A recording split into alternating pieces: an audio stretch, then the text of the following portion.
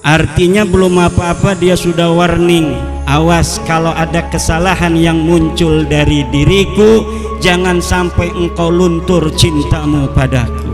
Engkau boleh membenci maksiatnya, tapi engkau tidak boleh membenci orang yang bermaksiatnya ini, karena di dalam darahku ada darah Rasulullah Muhammad sallallahu alaihi wasallam. Ajaran ini bukan ajaran. Kalau orang-orang yang tidak ada kaitan dengan Rasulullah bermaksiat satu, maka dia akan mendapatkan dosa satu. Kalau orang-orang yang menisbatkan diri kepada Rasulullah bermaksiat, maka dosanya dua. Nasab, Al-Quran telah mengatakan fala ansaba, tidak ada nasab di hari kiamat yang akan bermanfaat. Setiap ada dalil-dalil di bawahnya yang bertentangan dengan itu, patut diduga bahwa dalil-dalil itu adalah dhaif. Ketika Banten dan POC 1750 perang, acak-acakan kunciran, hangus rata itu Karawaci, Caringin hancur lebur. Kita ingin mengusir para penjajah di bumi Banten dan DKI Jakarta. Kita perang, leluhur kita mati, ente sama keluarga ente ada di mana? 1654 perang Cisadane dengan gaya Manuk Dadali, tentara Kesultanan Banten mengusir penjajah VOC, merebut Cipondoh, merebut Kunciran, merebut Sudimara, merebut Pinang agar kembali berada di bawah kekuasaan Kesultanan Banten, anak negeri sendiri. Ketika itu ente dan keluarga ente ada di mana?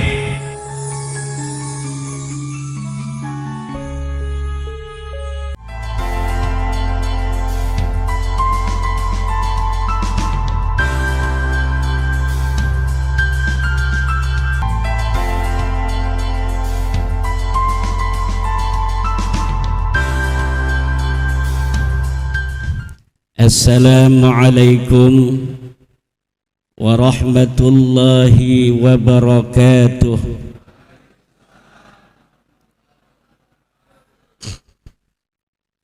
Alhamdulillahil malikil hakim, al-jawadil karimil azizir rahim, fattariqu ilaihi wadihul lil qasidin, والدليل عليه لائق للناظرين. والصلاة والسلام على سيدنا محمد وعلى آله وأصحابه الطيبين الطاهرين. يا حي يا قيوم يا حنان يا منان يا ديان يا سلطان يا ذا الجلال والإكرام. Amma ba'du, faya ashabal fadail, ulama'an al-kiram, para kiai, para kesepuhan, wabil khusus guru kita semua, Al-Mukarram Kiai Haji Raden Syarif Rahmat matta'anallah bituli hayatih, beserta ibu Nyai Syarif Rahmat dan seluruh keluarga besar Ummul Qura, guru kula yang mulia Kiai Haji Abdul Manan Ghani,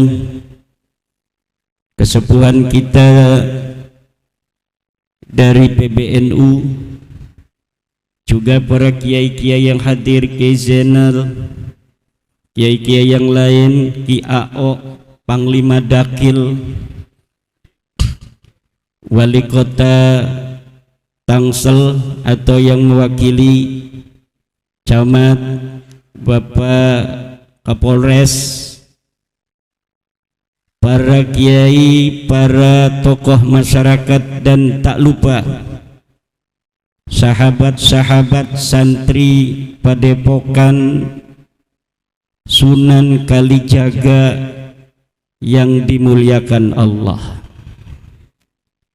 Santri Padepokan Sunan Kalijaga adalah murid daripada Kiai Syarif Rahmat.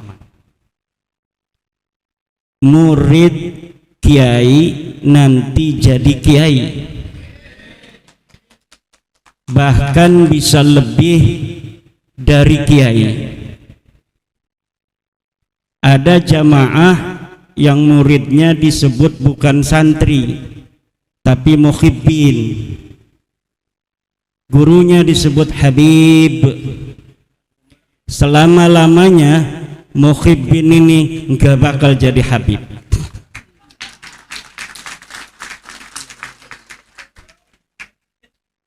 Biasanya kalau ada santri, gurunya mendengar santrinya jadi kiai, gurunya senang dan bahagia, betul. Tapi kalau ada Habib punya murid muhibbin, dia dengar muhibbinnya sekarang udah jadi Habib, kira-kira senang apa enggak dia? Itu bisa dipersekusi, saudara, betul enggak? Makanya Rasulullah memanggil murid-muridnya ashab. Imam Syafi'i memanggil murid-muridnya ashab. Tradisi ini diteruskan oleh kalangan Syafi'iyah, memanggil murid-murid Imam Asy-Syafi'i dan kemudian para ulama-ulama Syafi'iyah sebagai ashabus Syafi'i. Karena seorang ashab, seorang murid akan ditaikkan derajatnya, bisa sampai gurunya, bahkan bisa lebih daripada gurunya. Tapi kalau pecinta itu hanya mencintai saja. Rumus para pecinta adalah rela menderita demi yang dicintainya.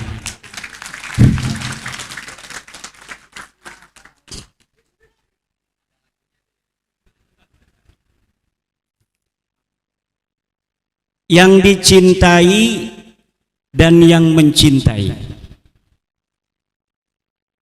ditambah dengan narasi dalam darahnya ada darah Rasul.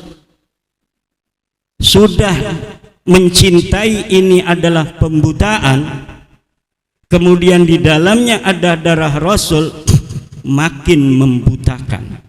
Artinya belum apa-apa dia sudah warning. Awas kalau ada kesalahan yang muncul dari diriku, jangan sampai engkau luntur cintamu padaku.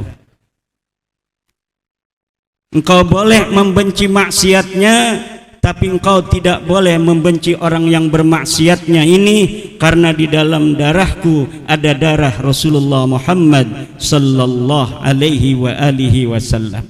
Ajaran ini bukan ajaran Islam.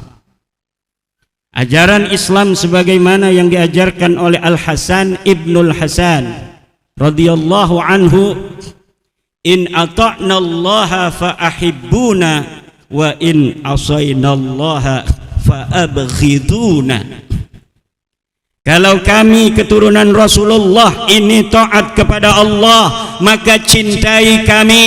Kalau kami bermaksiat kepada Allah, maka bencilah kami. Ini ajaran daripada keturunan asli Rasulullah pakai sod, yang sudah lulus tes baik secara kitab-kitab nasab, mungkin juga pada waktu itu sudah lulus DNA.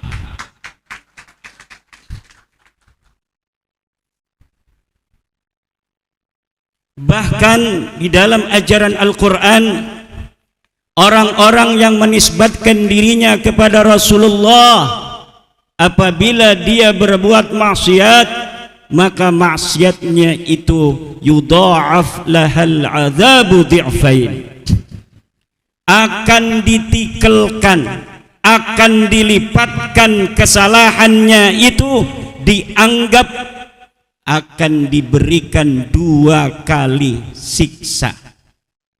Kalau orang-orang yang tidak ada kaitan dengan Rasulullah bermaksiat 1, maka dia akan mendapatkan dosa 1, kalau orang-orang yang menisbatkan diri kepada Rasulullah bermaksiat, maka dosanya 2. Sunan Kalijaga yang kita cintai adalah merupakan salah seorang daripada Wali Songo. Wali Songo adalah penyebar agama Islam di tanah Jawa dan Indonesia. Kenapa Anda tepuk tangannya ragu-ragu? Apakah Anda selama ini mendapat kabar bahwa yang menyebarkan Islam di Indonesia bukan Wali Songo? Atau Anda sering mendengarkan dari YouTube bahwa yang mencetak para kiai-kiai di Indonesia ini adalah orang yang dia datang belakangan, dia mencetak kiai, kiainya udah ada duluan sebelum dia.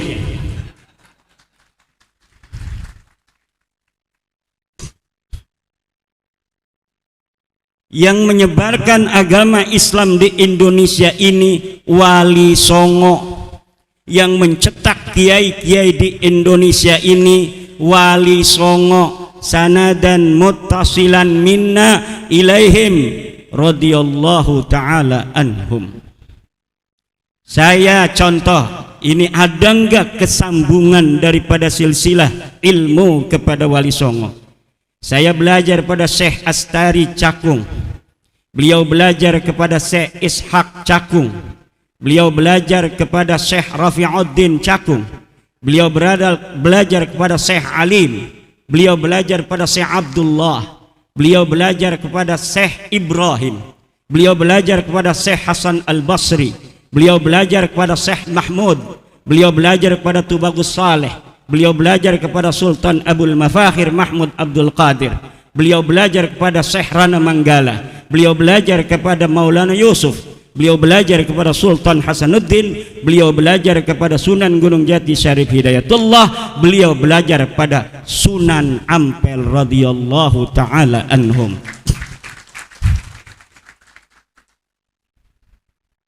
Pada Sunan Kalijaga juga ada, nanti diberikan oleh Syekh Raden Syarif Rahmat. Ilmu apa saja, ilmu fikih ada sanadnya, ilmu tauhid ada sanadnya, sampai nyandung ada sanadnya. Barang siapa yang berani-berani nyandung tanpa sanad, maka roja'a min haitsu jaa'a.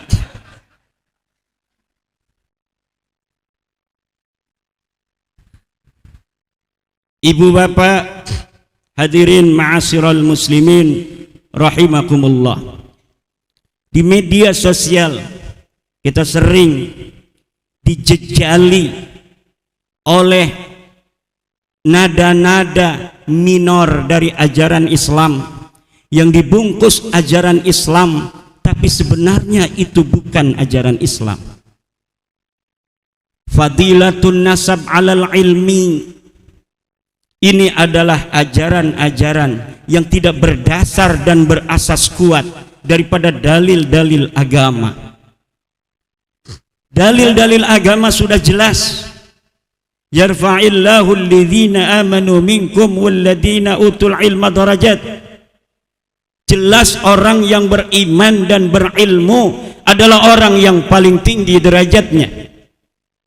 Tapi banyak di kitab-kitab yang di kalangan orang-orang yang mengaku sebagai keturunan Rasulullah walaupun belum terkonfirmasi, mereka membuat kitab-kitab yang mengunggulkan nasab daripada ilmu, mengunggulkan darah daripada ketakwaan kepada Allah subhanahu wa ta'ala. Tidak setiap apa yang di kitab merupakan adalah inti ajaran Islam yang lurus, saudara. Kita harus telaah, ada enggak patokan dan sandaran dari apa pikiran seorang ulama. Apakah pikiran itu berasal dari pikiran jernih seorang mujtahid, seorang faqih, atau ada pikiran-pikiran itu, pendapat-pendapat itu yusyammu minhu raihatun min rawaihil jahiliyah, ada bau-bau jahiliyah yang diajarkan dalam tradisi-tradisi penulisan kitab kuning. Lihat di dalam kitab Qurratul Ain karangan Al-Maghribi, fadilatul ilmi tafuqu ala fadilatin nasab. Jelas Syekh Nawawi Tenara mengatakan, innal alima alladhi kana min ghairi man yantasibu ila Rasulillah sallallahu alaihi wasallam yafuqu ala ghairil alimi alladhi yantasibu ilaihi sallallahu alaihi wasallam bisittina darajah. Orang alim yang bukan keturunan Rasul itu lebih tinggi derajatnya daripada orang yang bodoh yang dia bernisbat bernasab kepada Rasulullah Muhammad sallallahu alaihi wasallam. Hampir seluruh ulama-ulama berpendapat hal yang sama, bahwa syaraful ilmi yafuqu ala syarafin nasab. Yang aneh, orang yang gak punya nasab bela-bela narasi bahwa nasab lebih utama daripada ilmu. Aneh. Prestasi sama dengan ilmu, amal sama dengan prestasi. Agama Islam adalah agama prestasi, agama Islam adalah agama ilmu, agama Islam adalah agama takwa. Siapa orang yang paling bertakwa, dia orang yang paling mulia. Ajaran Islam, ajaran Al-Quran, inna akramakum indallahi atqakum, jelas. Dan setiap narasi yang berbeda dengan Al-Quran ini ditolak mentah-mentah. Nasab, Al-Quran telah mengatakan fala ansaba, tidak ada nasab di hari kiamat yang akan bermanfaat. Setiap ada dalil-dalil di bawahnya yang bertentangan dengan itu, patut diduga bahwa dalil-dalil itu adalah dhaif.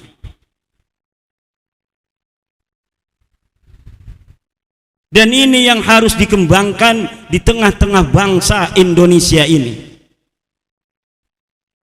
Bangsa yang telah kita sepakati bersama untuk kita hidup dari suku Sunda, Betawi, Jawa, Sasak, Batak, Madura, Kalimantan, yang pakai Dayak itu namanya, Papua, semuanya kita saudara. Dan ternyata setelah hasil tes DNA dari orang-orang Papua, orang-orang NTT, orang-orang Sunda, orang-orang Jawa dan Dayak, walaupun dari sisi kulit berbeda saudara, tes DNA-nya dinyatakan dari satu leluhur yang sama. Maka kecintaan kita orang-orang Sunda kepada orang Papua sebagaimana kita mencintai orang-orang Sunda lainnya, karena orang Papua dan orang Sunda adalah satu, yaitu bangsa Indonesia, dan ternyata tes DNA-nya sama dengan kita. Kelihatannya orang Dayak dengan kita berbeda. Lihat hasil tes DNA yang telah dikeluarkan oleh badan yang menanganinya, dan kita bisa akses di internet bahwa orang Dayak, orang Papua, orang Maluku, orang Sunda, orang Jawa dan orang Batak, nilai hasil tes DNA-nya sama dari leluhur yang tidak berbeda. Dan ini yang harus kita jadikan sebuah perekat. Kita boleh berbeda dalam agama, Kita boleh berbeda dari sisi bahasa, kita boleh berbeda dari sisi kebiasaan, tradisi kemasyarakatan, tapi kita diikat oleh nilai-nilai keindonesiaan yang sama. Kita harus bersatu, berdaulat, adil dan makmur. Merdeka, bersatu, berdaulat, adil dan apa dulu yang disebutkan oleh the founding father? Merdeka dulu, habis merdeka baru bersatu. Setelah merdeka bersatu baru berdaulat, adil dan makmur. Buat apa kita adil dan makmur kalau tidak berdaulat? Dulu di Kresek, di kampung saya, kata nenek-nenek, zaman sekarang sama zaman Belanda, kalau lihat dari sisi pertanian mending zaman Belanda. Irigasi pada jalan semua zaman Belanda. Zaman sekarang irigasi dibiarin gak ada airnya. Tapi bukan itu yang membuat kita bangga, yaitu bahwa kita tidak berada di bawah kekuasaan orang asing. Beras di masa zaman Belanda Karawang dengan zaman sekarang penghasilannya lebih besar zaman Belanda, saudara-saudara. Tapi kita waktu itu adil dan makmur, subur, banyak kekayaan, tapi kita terjajah, kita tidak punya kebanggaan, kita tidak punya rasa kemuliaan. Kenapa? Karena yang jadi pemimpin dilihat bukan seperti warna kulit kita, DNA-nya berbeda. Dia orang Eropa, kita orang Indonesia. Agamanya juga berbeda, tradisinya juga berbeda. Maka seluruh bangsa Indonesia, walau banyak beras, walau banyak gula, dalam hatinya menginginkan bagaimana dirinya, bangsanya bisa merdeka dari para penjajah. Walau mereka tidak berdaya, muncul para pahlawan-pahlawan yang berdaya. Muncullah Pangeran Diponegoro, muncullah Imam Bonjol, muncullah Kiai Haji Zainal Mustafa dari Tasikmalaya, muncullah Kiai Haji Asnawi dari Caringin. Zaman-zaman itu orang-orang yang mau bicara tentang merdeka resikonya mati, saudara. Maka keberanian itu sebenarnya bisa ditunjukkan dalam keadaan-keadaan seperti itu. Pemberani yang sejati adalah orang-orang yang berani pada masa-masa perang. Pemberani itu dia yang megangin pedang di tengah medan perang, bukan dia yang megangin mic di atas mobil komando pada masa damai.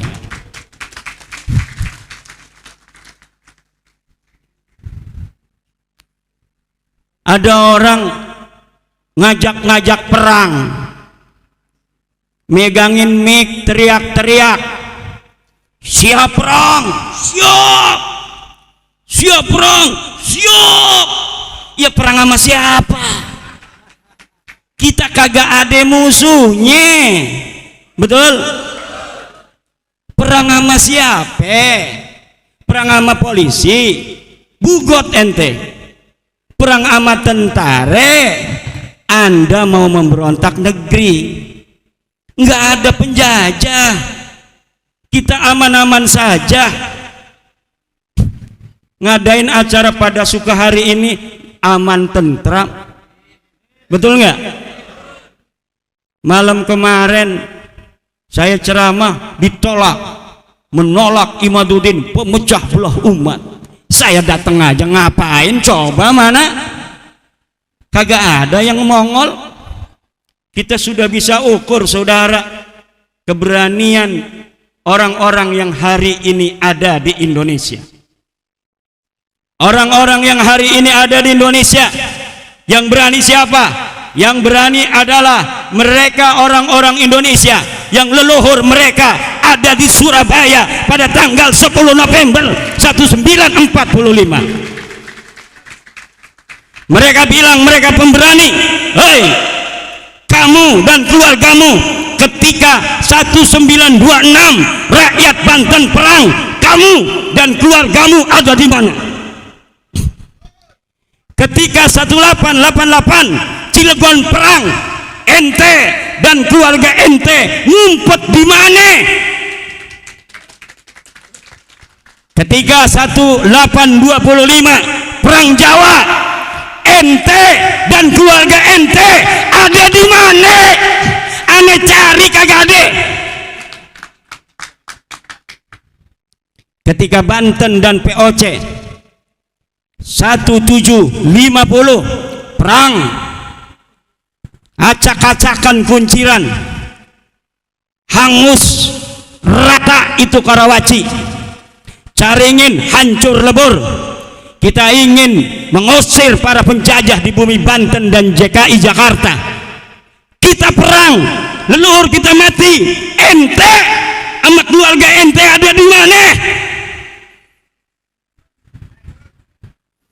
1654 perang Cisadane, dengan gaya manuk dadali tentara Kesultanan Banten mengusir penjajah VOC, merebut Cipondoh, merebut Kunciran, merebut Sudimara, merebut Pinang, agar kembali berada di bawah kekuasaan Kesultanan Banten, anak negeri sendiri. Ketika itu ente dan keluarga ente ada di mana?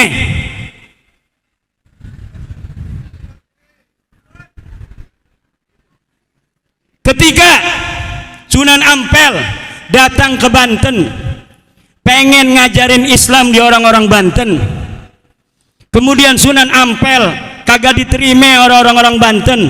Kenapa? Karena dia bukan orang Banten. Sunan Gunung Jati ngejar Sunan Ampel, pengen berguru kepada Sunan Ampel di atas gunung apa namanya yang ada di Banten itu, Gunung Santri. Sunan Ampel di Gunung Santri ngajarin santri, orang-orang nggak ada yang mau masuk Islam. Sunan Gunung Jati mendengar Sunan Ampel ada di Banten, dia kejar dari Cirebon. Ternyata Sunan Ampel sudah pulang ke Surabaya.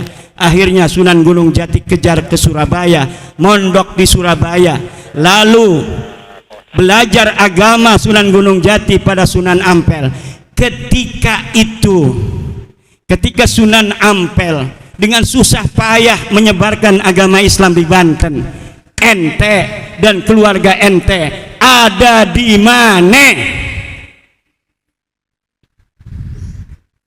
Kemudian kata Sunan Gunung Jati, kata Sunan Ampel, wahai Gunung Jati, kalau kamu mau menyebarkan agama Islam di Banten, kamu diterima di Cirebon, wajar, kamu punya ibu orang Cirebon.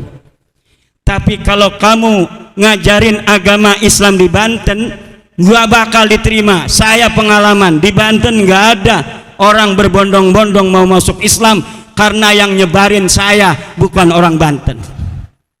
Terus gimana? Wahai guru, saya harus nyebarin Islam di Banten. Ente wirid hijib maghrobi, cewek cantik orang Banten, ambil jadikan istri. Akhirnya ada cewek cantik Nyai Kaung Anten diwirid. Bismillahirrahmanirrahim. Akhirnya mau Nyai Kaung Anten jadi istri daripada Sunan Gunung Jati. Kemudian lahirnya Maulana Hasanuddin Banten, dan akhirnya Maulana Hasanuddin menyebarkan agama Islam, diterima. Li'anna lisanahu lisanu Banten wa adatahu adatu Banten wa hum ya'tarifuna bi annahum kahwa bi annahu kahum.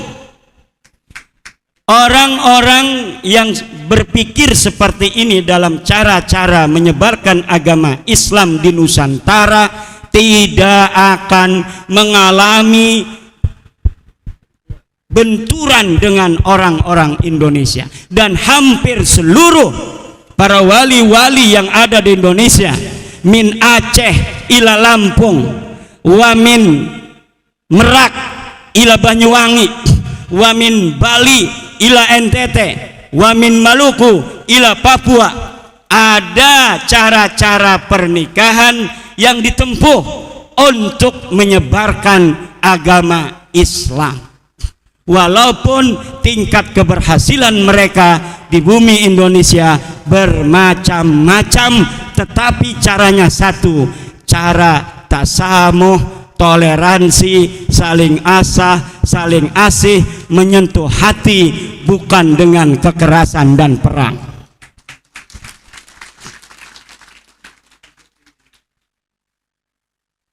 Ini ada orang yang kekerasan, memperlihatkan keberanian di tengah-tengah keheningan. Orang lagi damai, dia, saya paling berani, kita siap perang, takbir, Allahu Akbar. Kata polisi, saya juga Allahu Akbar. Mau perang dengan saya, ini Allahu Akbar, itu Allahu Akbar, samiallahu liman hamidah. Giliran zaman perang kagak ada di sejarah, gimana urusannya? Kita baca-baca, ini ada kagak yang mati di medan perang? Ada enggak nih dari suhada 10 November? Kagak ada. Ada enggak di 1888 perang Cilegon? Kagak ada. Yang ada fatwa bahwa yang berontak pada orang kafir Belanda itu adalah orang yang melawan ajaran agama. Nah, saya ingat kisah Bani Israel kepada Nabi Musa, ngajak-ngajak perang. Nabi Musa, ayo kita perang, kita kalahkan orang-orang Palestina, takbir, Allahu Akbar. Giliran datang kewajiban perang kepada Nabi Musa, diumumkan pada Nabi Musa, wahai Bani Israel, betul seperti yang kalian inginkan, sekarang sudah datang perintah berjihad melawan orang-orang yang memusuhi kita Bani Israel. Besok kita akan perang. Siap. Diem aja. Itu yang takbir-takbir kemarin kagak ada yang mongol. Yang ada apa yang mereka katakan, fadhhab anta wa rabbuka faqatila inna huna qa'idun. Hai Musa, kamu aja yang pergi sama Tuhanmu, peranglah kamu dengan Tuhanmu, kami di sini duduk enak-enakan. Itu orang Bani Israel, orang Yahudi. Watak Yahudi itu Ki Mujib begitu. Satu ciri-ciri Yahudi, kalau lagi masa damai ngajakin lagi perang kagak mau dia. Ngapain gua, katanya, mati nanti. Paling takut orang Yahudi pada kematian, saudara. Orang Yahudi paling takut itu ciri Yahudi pertama tuh. Penakut tapi sok berani di masa-masa damai. Kalau masa perang datang, ngumpet di bawah rok istrinya. Buktinya mana? Buktinya kagak ada satu pun keluarga mereka masuk dalam syuhada Indonesia.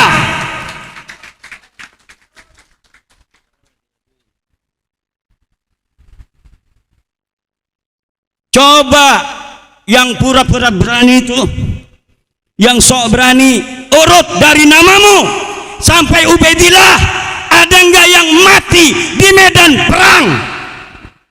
Urut. Jangan bawa-bawa Panglima Hunain Sayyidina Ali, jangan bawa-bawa Panglima Karbala Sayyidina Husain, mereka adalah cucu Rasulullah. Tapi urut dari Ubaidillah sampai namamu, ada tidak yang mati di medan perang? Saya berani untuk bertaruh, tidak ada di antara nama itu sampai mereka yang mati di medan perang untuk membela agama Allah.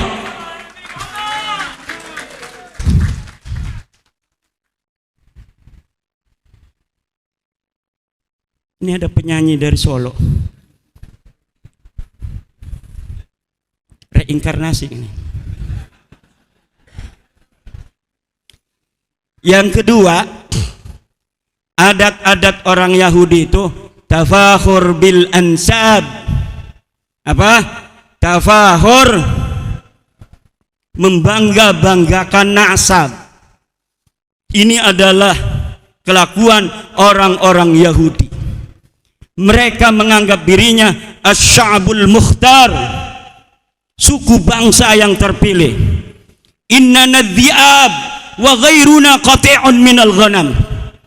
Kami adalah serigala, selain kami adalah seiris daging kambing saja. Bukan kambing, seiris daging kambing. Makanya mereka tidak mau orang Yahudi menikahkan anak-anak perempuan mereka dengan laki-laki yang bukan Yahudi. Ini ciri-ciri ketiga Yahudi. Tidak akan menikahkan anak perempuan mereka orang Yahudi itu kepada laki-laki yang bukan Yahudi. Ciri-ciri selanjutnya Yahudi apa? Ciri-ciri selanjutnya Yahudi, orang Yahudi kalau manggil orang bukan Yahudi ada panggilan khusus. Orang Yahudi disebut jamaah Yahudi, bukan Yahudi disebut ummi. Makanya Rasulullah disebut an-nabiyul ummi, nabi yang bukan Yahudi. Bab apa ini? Bab tajawuz. Allah katakan seperti yang dikatakan orang Yahudi, menghina orang Yahudi, bahwa yang aku pilih sebagai nabi terakhir adalah an-nabiyul ummi, nabi yang bukan Yahudi.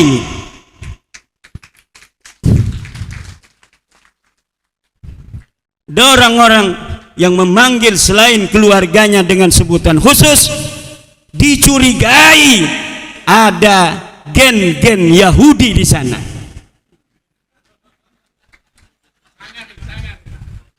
Setuju nggak Kiao? Siap? Sepanglima dakil kagak berani.